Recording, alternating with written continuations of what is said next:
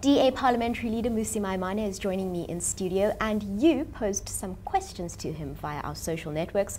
We're going to be asking him your questions right now. Thank you very much for agreeing to do this.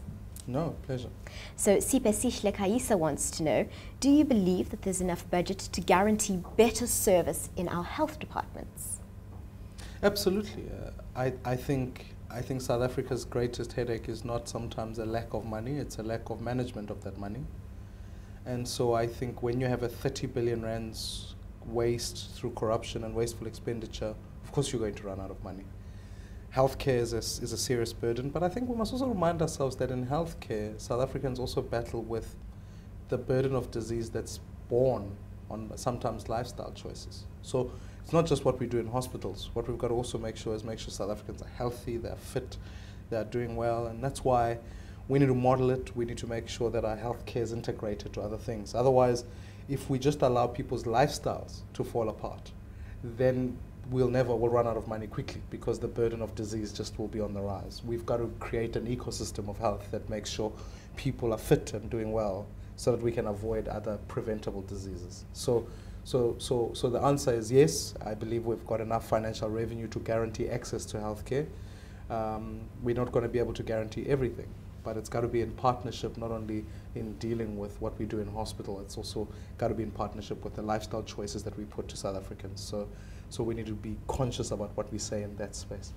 Now, we've got many tweets coming through for the same topic. I'm going to pick one, and this is from Percy, who says, if you were national government, if your party was national government, what would you do about the situation in Malamulele?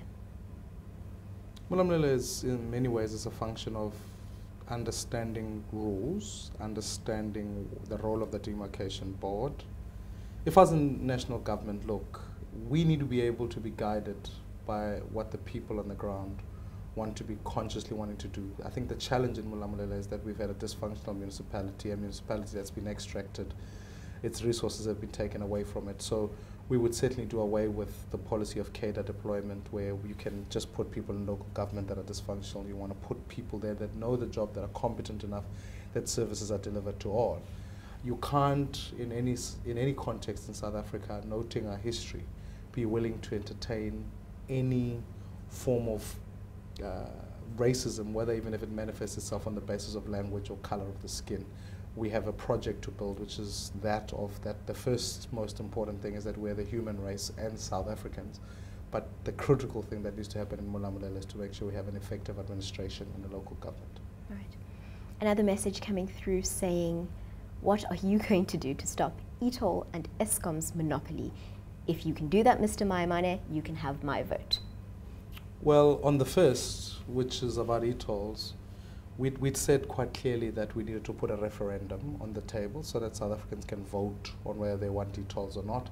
I believe that we'll have an overwhelming sense that people don't want eTolls. They're certainly not paying for them. We've said that we want to put a fuel levy on the table, and I think the fuel levy, if we worked it out, could be a national levy, so it would reduce the cost. It doesn't have to be located just with motorists in Gauteng, because I think Gauteng as a tax base does benefit the country, and I think if you want to build road infrastructure in Gauteng, it's good for South Africa, it's good for investment, it's good for jobs. Therefore, we must put a fuel levy on the table that would make sure that all of us could absorb the cost of building roads, so those roads not only are built in Gauteng, but they're built elsewhere. So I would certainly not have electronic tolling. I would certainly not have gone the route the ANC has gone, where they've put the most expensive equipment on the highway and they want people to use e-tags, etc., etc. It's unworkable, cannot work, and should be dismantled. What we should be doing is putting a fuel levy on the table. On the issue of Eskom, as I've highlighted before, it's about breaking down its monopoly and allowing independent power producers to come on.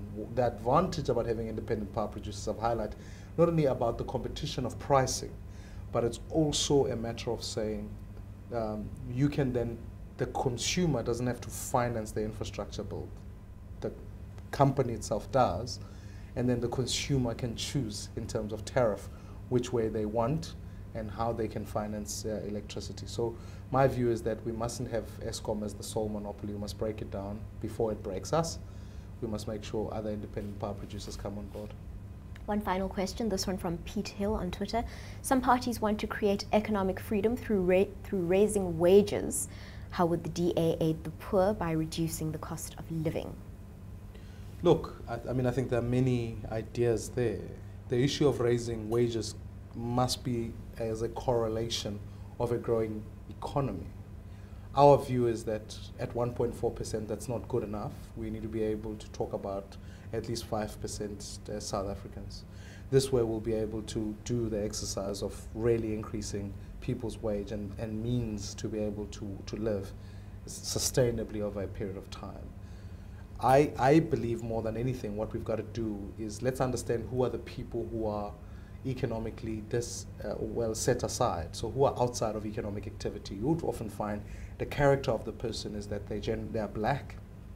For historical reasons, we've got to put material assets on the hands of that person. So the vital thing is to put land and land ownership. So I always argue the case for title deeds, because I think in urban areas, I didn't grow up in a wealthy family at all, but we had a title deed. We could leverage it against economic opportunities. You can get a decent education. You can then be able to grow, or you can run a business there. So we must put title deeds into that. Let's put material wealth in people's hands.